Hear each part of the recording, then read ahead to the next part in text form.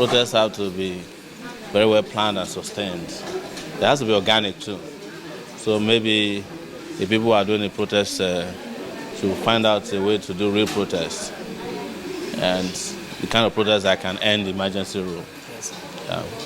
So how do you think the protest can go to end that emergency rule in Rivers State?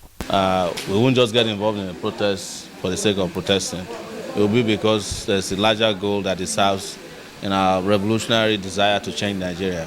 For instance, our organization cannot fight between two thieves.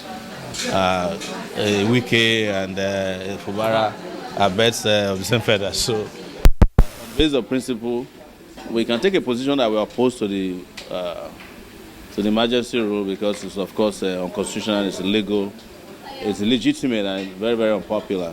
But we cannot in any way support either of these guys. That's our problem. So.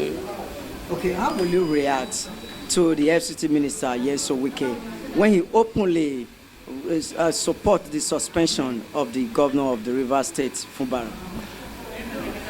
Fubara was suspended to please Wike in the first place. So Tinubu has already started planning his selection in 2027.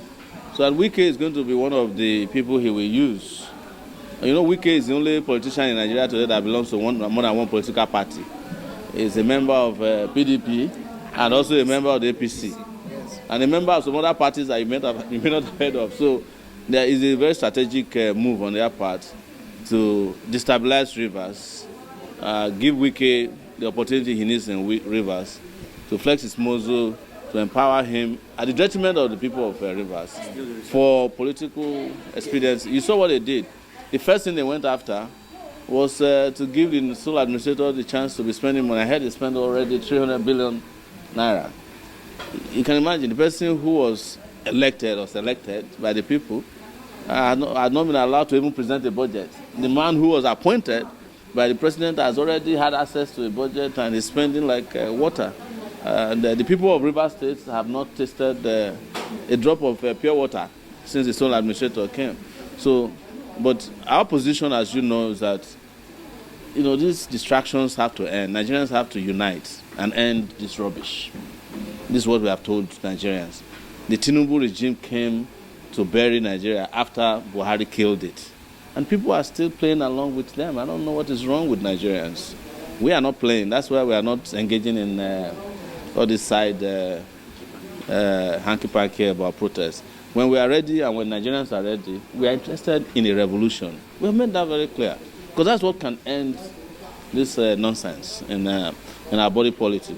Is there any hope for the opposition in 2027? Not the kind of opposition where people like El Rufai. No, those ones are not opposition. Those ones are coalitions of hungry people. So, and when the time comes, the moment they are offered what they want, they'll go back to where they came from. Yeah, so that's why you don't say, because the APC was a coalition. Did you forget? And that's still where they put us. And the people who are asking to form another coalition are former APC members. In fact, most of them are Buhari cabinet members who are supposed to be in prison. They are forming coalitions. Instead of, they should be in prison forming a union of prisoners. So what do you expect from that? So, yes. The insecurity is rearing its ugly head again. Yes. Having killings in parts of the country. But what solution would you prefer, or you prefer rather, to the federal government? I'm not in the business of advising any of these regimes. They have failed, and we have told the Nigerian people, you advise them, they don't listen to advice. They are not here to take your advice. They came here to take care of business, their own personal and private business. What would you do if you are in their position? If I was in their position at this time, there will not be Boko Haram anymore. There won't be bandits, because you have to solve the problem by attacking the root cause of the problem. Okay. The root cause of the problem of insecurity is first and foremost economic inequality. That's the first reason why there are plenty of hands to be used as the workshop of the devil.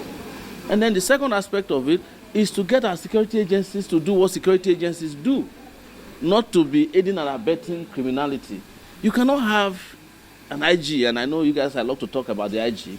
Inspector General of Police, who is tired and have retired, you keep him in office, and you expect insecurity to end. It will not end. You have all these military generals who don't go to war. And it's only in Nigeria that somebody who has never fought a war before will become a general in the army.